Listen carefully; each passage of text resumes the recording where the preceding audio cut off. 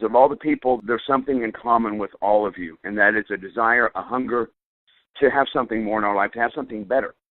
I want to say I'm not expert, right? I have not mastered change. I don't think anybody will master it. I know it's a conscious and it's a work in progress to handle it, to understand it better. So what I can do is to share what all I have learned around this idea of change. And it's a lot. It really is, because it's a topic that I love to talk about. Let me start off with change chart is what it's called. Change is always present.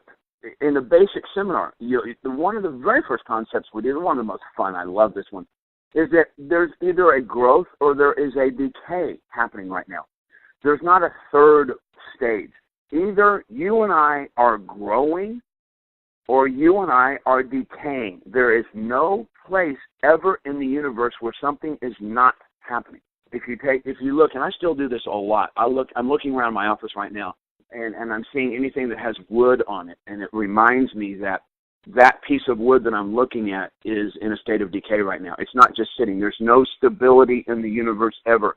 This has been proved over and over again, that there is nothing stable. Everything is in a constant state of change. So when we work on mastering change, you can see what I'm talking about. We're never going to master it because it's always happening.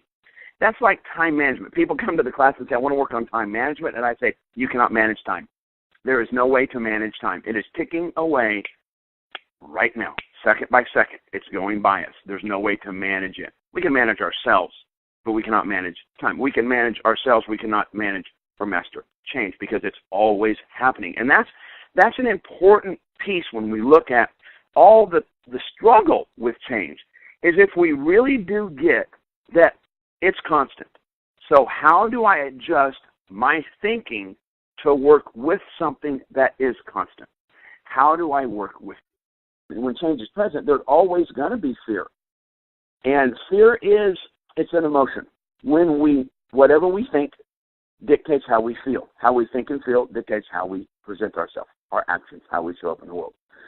So under that model, it says if I am feeling fear, it is based on the way that I think.